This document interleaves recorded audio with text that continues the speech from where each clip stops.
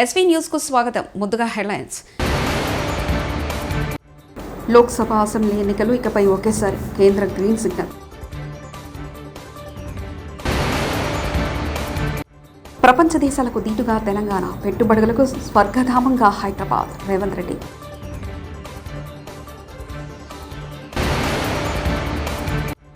₹99 నాణ్యమైన మద్యం. AP cabinet కీలక నిర్ణయాలు.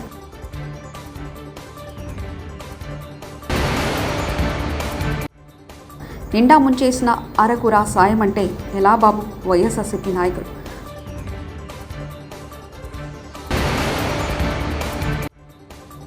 ఆయన స్క్రిప్ట్ ప్రకారమే త్రిట్ల పురాణం, హైడ్రా డ్రామాలు. బాల్కసుమన్.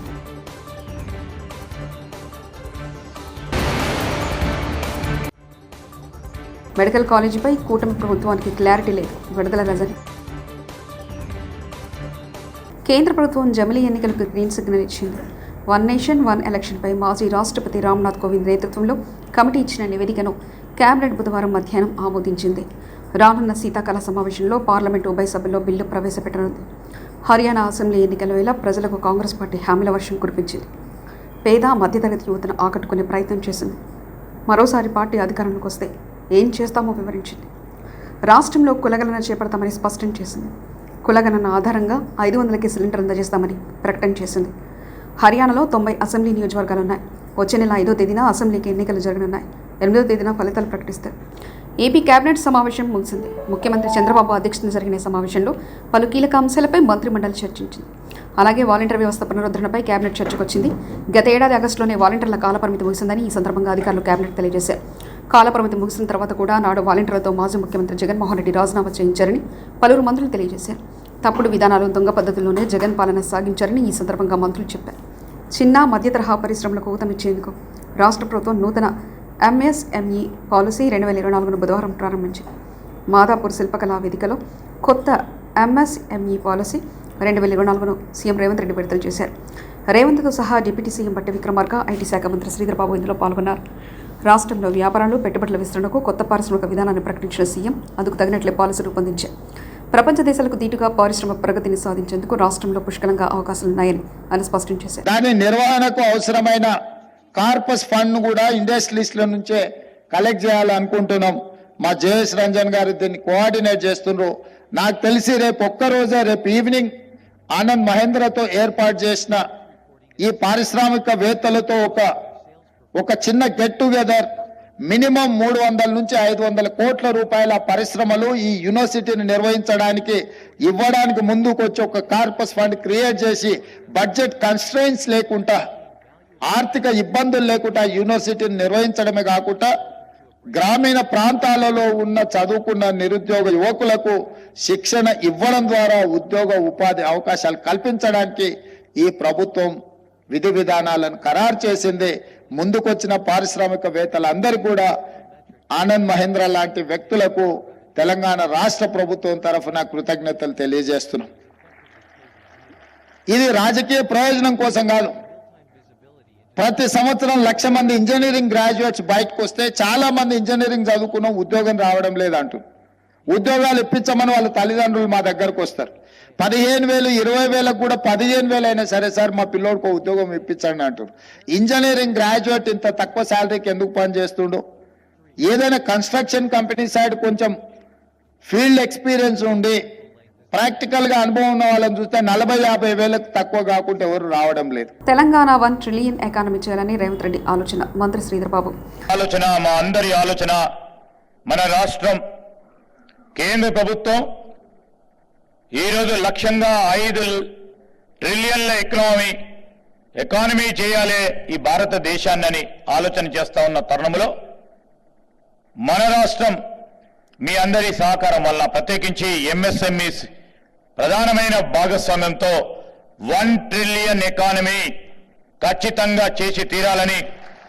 తెలంగాణలో దరిద్రపు పాలన నడుస్తుందంటూ మాజీ ఎమ్మెల్యే బాల్కసుమన్ వ్యాఖ్యలు చేశారు.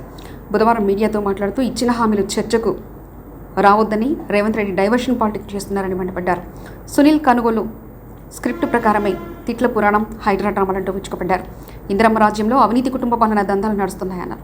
గ్యారెంటీల పేరు మీద, తర్వాత ఈ మేనిఫెస్టో దీంట్లో ఉన్నటువంటి 420 హామీల పేరిట వీళ్ళు తెలంగాణ ప్రజల్ని ఆనాడు ఓట్లాడడం జరిగింది.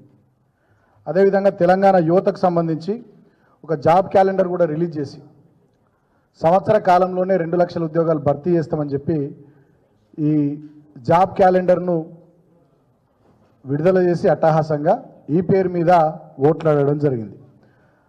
సో ఈ 6 గ్యారంటీల్లో వాళ్ళ ఆనాడు చెప్పింది ఏంది, ప్రతి మహిళకు ప్రతి నెల 2500 ఇస్తాం, 500 రూపాయలకే గ్యాస్ సిలిండర్ ఇస్తాం, ఆర్టీసీ బస్సుల్లో ఉచితంగా మహిళలకు ప్రయాణ సౌకర్యం కల్పిస్తామని చెప్పారు. మంగళగిరిలోని సీకే కన్వెన్షన్లో ఎన్డీఏ శాసనసభాపక్ష సమావేశం ప్రారంభమైంది. కూటమి ఎమ్మెల్యేలు మంత్రులతో సీఎం చంద్రబాబు భేటీ అయ్యారు. ఏపీలో కూటమి ప్రభుత్వం ఏర్పడి 100 రోజులు పూర్తయిన సందర్భంగా శాసనసభలతో సీఎం చర్చలు జరుపుతున్నారు. ఈ 100 రోజుల పరిపాలనపై రివ్యూ నిర్వహించి భవిష్యత్తు కార్యాచరణపై సూచనలు చేయనున్నారు. ఆ రోజుల్లో ఎంత భయంకరమైన పరిస్థితులు అంటే, నన్ను అరెస్ట్ చేసిన రోజున పవన్ కళ్యాణ్ గారు హైదరాబాద్ నుంచి ఇక్కడికి రావాలంటే ఫ్లైట్ క్యాన్సిల్ చేశారు.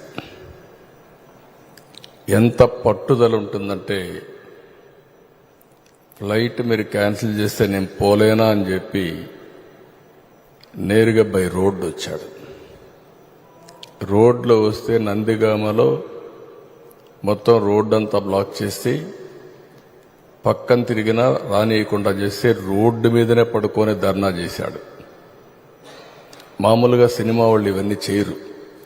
సినిమా వాళ్ళు ఏదైనా చేస్తే షూటింగ్లు చేస్తారు తప్ప నిజ జీవితంలో చేయరు. అలాంటి నిజ జీవితంలో పోరాట యోధుడిగా నిలబడ్డటువంటి మిత్రుడు పవన్ కళ్యాణ్ గారు. నేను ఈరోజు కూడా చూస్తున్నాను, మనోహర్ గారి ఆధ్వర్యంలో వాళ్ళు చెప్పింది వింటే భయం వేసింది.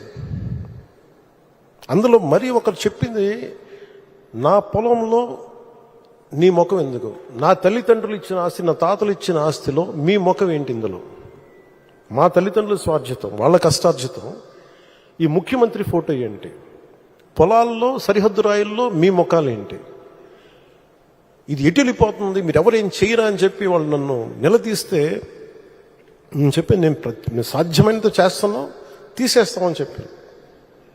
ఆ రోజు అది విశ్వాసమే, నమ్మకమే. కానీ ఈ రోజున అది ఒక సత్యం, ఒక నిజం. చంద్రబాబు గారు రాగానే ల్యాండ్ టైటిల్ యాక్ట్ని రద్దు చేసి ప్రజలకి ఆస్తులకి భద్రత కల్పించినందుకు మనస్ఫూర్తి వారికి నా ధన్యవాదాలు తెలుపుతున్నాను. మీరు ఊహించుకోండి, నేను పిఠాపురంలో భూమి కొంటే దాంట్లో అప్పటి ప్రభుత్వం ఆ ముఖ్యమంత్రి గారి ఫోటో ఉంది. నాకు కూడా తప్పలేదు అది, ఆయన నవ్వుతా ఆయన ఫోటో ఉంది. అంటే మనం కష్టపడి కొనుక్కుంటే ఆయన ఫోటోలు అసలు ఎప్పుడు లేదు. ఆంధ్రప్రదేశ్ రాజముద్ర ఉండాలి అక్కడ, ప్రభుత్వ ప్రతినిధివి నువ్వు. అలాంటి రాజముద్రని తీసేసి, ఆంధ్రప్రదేశ్ రాజముద్రని తీసేసి వ్యక్తి ఫోటో పెట్టుకున్నా అంటే అది ఎంత ఒక విచిత్రమైన ఆలోచన విధానం అది. అలాంటివి తీసేసి తిరిగి ల్యాండ్ టైటిలింగ్ యాక్ట్ని, అంత డ్రెకోనియన్ యాక్ట్ అది, అలాంటి యాక్ట్ని రద్దు చేసి ప్రజల్లో తిరిగి నవ్వులు తీసుకొచ్చినందుకు గౌరవ ముఖ్యమంత్రి గారికి నా మనస్ఫూర్తిగా నాకు కృతజ్ఞతలు, ధన్యవాదాలు. వైఎస్ జగన్ తన హయాంలో ప్రజా ఆరోగ్యంపై ఎక్కువ దృష్టి పెట్టారని మాజీ మంత్రి విడుదల రజని చెప్పారు. గతంలో వైఎస్ఆర్సీపీ ప్రభుత్వం శ్రీకారం చుట్టిన 17 మెడికల్ కాలేజీల ఏర్పాటు బాధ్యత కూటమి ప్రభుత్వంది అన్నారు. ఈ విషయంపై రజని బుధవారం మీడియాతో మాట్లాడారు. జగన్మోహన్ రెడ్డి గారు ఒక గొప్ప ఆలోచనతో, ఒక దూరదృష్టితో ప్రజల ఆరోగ్యం పట్ల వారికి ఉన్నటువంటి చిత్తశుద్ధితో గొప్ప ఆలోచన చేసి ఈ రాష్ట్రానికి 17 గవర్నమెంట్ మెడికల్ కాలేజ్ తీసుకురావాలి అనేటువంటి ఒక గొప్ప ఆలోచనకు శ్రీకారం చుట్టడం జరిగింది. ఈ మెడికల్ కాలేజ్ రావటం వల్ల పేద ప్రజలకు మెరుగైన ఆరోగ్యం, నాణ్యమైన ఆరోగ్య సేవలు, ఉచితమైన ఆరోగ్యం మన రాష్ట్రంలో ఇవ్వచ్చు అనేటువంటి ఆలోచనకు మరి జగన్మోహన్ రెడ్డి గారు అడుగులు వేయటం జరిగింది. వైఎస్ఆర్ కాంగ్రెస్ పార్టీ అధికారంలోకి రాగానే మీరు చూసినట్టయితే ప్రతి పార్లమెంట్ నిండే ముంచేసిన అరకుర సాయం అంటే ఎలా బాబు? వైఎస్ఆర్సీపీ నాయకులు వరదలు వస్తాయని తెలిసినా ప్రజలు చంద్రబాబు ప్రకటించలేదని మాజీ ఎమ్మెల్యే మల్లాది విష్ణు మండిపడ్డారు. ప్రభుత్వంలో పెద్దల తప్పిదాన్ని అధికారులపై వేస్తున్నారని ధ్వజమెత్తారు. బుధవారం ఆయన తాడేపల్లిలోని వైఎస్ఆర్సీపీ కేంద్ర కార్యాలయంలో మీడియా సమావేశంలో మాట్లాడుతూ మేము వరద ప్రాంతాన్ని క్షేత్రస్థాయిలో పరిశీలించాం. 7,000 కోట్ల వరకు నష్టం వచ్చిందని భావిస్తున్నాం. ప్రభుత్వం రూపాయలు 700 కోట్లు మాత్రమే ఇస్తామంటుందని దుయ్యబట్టారు. అడుగుతూ ఈరోజు ఎవరైతే బారిన కుటుంబాలు ఉన్నాయో, వరద బాధితులు ఉన్నారో వాళ్ళందరి గారా 50,000 రూపాయలు ఇవ్వాలని చెప్పని తక్షణం వాళ్ళందరి గారా సహాయ కార్యక్రమాలు ఒకసారి గ్రౌండ్ లెవెల్లో ఏ కార్యక్రమం జరగట్లేదు కాబట్టి వాళ్ళందరి గారా కార్యక్రమాలన్నీ గారా వాళ్ళకి కావాల్సిన కార్యక్రమాలన్నీ గారు చేసే విధంగా ప్రభుత్వం చర్యలు తీసుకోవాలని సందర్భంగా చెప్తూ బొడమేరు కృష్ణ ముంచెత్తినాయి. ఈ విషయం ఈ బుడమేరు నీరు విజయవాడ నగరంలో దాదాపుగా 16 డివిజన్లకు సంబంధించినటువంటి ప్రజల్ని ముంచుతున్నాయి, ఇళ్ల మీదకి వస్తున్నాయి అని ప్రజల్ని అప్రమత్తం చేయటంలో, ప్రజల్ని జాగ్రత్త వహించమని చెప్పని హెచ్చరించడంలో కూటమి ప్రభుత్వం పూర్తిగా వైఫల్యం చెందింది. 28వ తారీఖున వాతావరణ పరిస్థితులు రాష్ట్ర ప్రభుత్వానికి తెలియజేస్తే 1, 2 తారీఖుల్లో వచ్చేటటువంటి ఈ వరదల్ని ముందుగా అధికార యంత్రాంగం కానీ లేకపోతే 3 రాజకీయ పార్టీలు కానీ ఎక్కడ కూడా ప్రజల్ని ఖమ్మం మున్సిపల్ ఆఫీస్ దగ్గర వరద సాయం అందలేదని ఫిర్యాదు చేయడానికి పెద్ద ఎత్తున వచ్చిన బాధితులు వరదల్లో తాము పూర్తిగా నష్టపోయామని, అయినా తమకు వరద సహాయం అందలేదంటూ కన్నీళ్లు పెట్టుకున్న వరద బాధితులు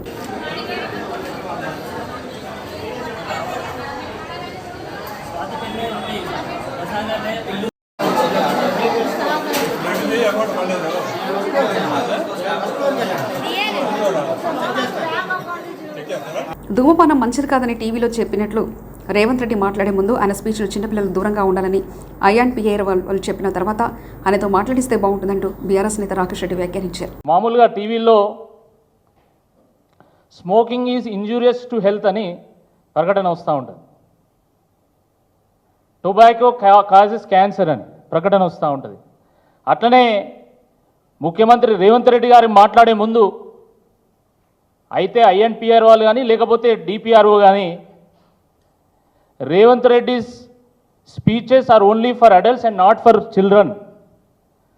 Revanth Reddy's language is injurious and dangerous to Telangana society అని చెప్పి ఆయనతో రేవంత్ రెడ్డి గారితో మాట్లాడిపిస్తే బాగుంటుంది. ట్యాంక్ బండపై బుధవారం మధ్యాహ్నం కూడా నిమజ్జనాలు కొనసాగుతున్న నేపథ్యంలో పరిసర ప్రాంతాల్లో ట్రాఫిక్ ఆంక్షలు కొనసాగుతున్నాయి. నిమజ్జనానికి వచ్చే వినాయకులలో ఎక్కడికక్కడ రద్దీ నెలకొంది. ట్యాంక్ బండ్ చుట్టూ కిలోమీటర్ల మేర వాహనాలు నిలిచిపోయాయి. దీంతో ఆయా మార్గాల్లో వెళ్లే వాహనాలకు ట్రాఫిక్ పోలీసులు అనుమతించకపోవడంతో వాహనదారులు, ప్రయాణికులు ఇబ్బందులు పడుతున్నారు. రాణిగంజ్ నుండి ట్యాంక్ బండ్పైకి వచ్చే వాహనాలు అనుమతించకపోవడంతో lower tank bund, Kavadiguda, Narayanguda, Himayat Nagar, Liberty తదితర ప్రాంతాల్లో ట్రాఫిక్ జామ్ ఏర్పడుతుంది. ట్రాఫిక్ పోలీసుల ప్రత్యామ్నాయ మార్గాల్లో వాహనాలను పంపిస్తున్నప్పటికీ వాహనదారులు పోలీసులతో వాగ్వాదానికి ఎదుగుతున్నారు. కరెంటు కోసం కాడిడ్లుగా మారిన రైతులు, భారీ వర్షానికి కూలిన ట్రాన్స్ఫార్మర్ను పట్టించుకుని విద్యుత్ అధికారులు, ఎండుతున్న పంటలను కాపాడు కోసం రైతులు అవస్థలు పడుతున్నారు. మహబూబాబాద్లో గత 15 రోజుల క్రితం కురిసిన వర్షాలకు మరిపేడ మండలం రాంపూర్ గ్రామంలో కాలిపోయిన ట్రాన్స్ఫార్మర్లు, కాలిపై 15 రోజులు అవుతున్నా పట్టించుకున్న విద్యుత్ అధికారులు, ఎన్నిసార్లు అధికారులకు మొరపెట్టుకున్నా పట్టించుకోవడం లేదంటూ స్వయంగా ట్రాన్స్ఫార్మర్ని ఎడ్ల బండిపై తరలించిన రైతులు.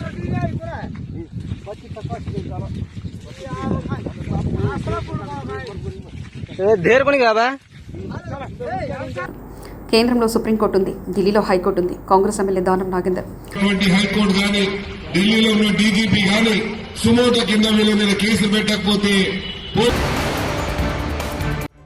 లోక్సభ, అసెంబ్లీ ఎన్నికలు ఇకపై ఒకేసారి కేంద్ర గ్రీన్ సిగ్నల్. ప్రపంచ దేశాలకు దీటుగా తెలంగాణ, పెట్టుబడులకు స్వర్గధామంగా హైదరాబాద్. రేవంత్ రెడ్డి.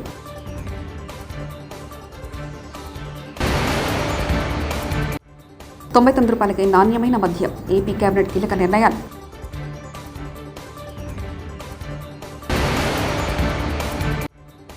నిండా ముంచేసిన అరకుర సాయం అంటే ఎలా బాబు? వైఎస్ఆర్సీపీ నాయకులు.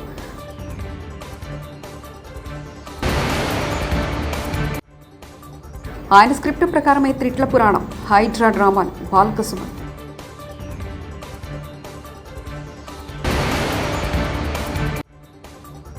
మెడికల్ కాలేజీపై కూటమి ప్రభుత్వానికి క్లారిటీ లేదు. విడుదల రజని. ఇవి బులెటిన్ విశేషాలు. చూస్తూనే ఉండండి ఎస్వీ న్యూస్.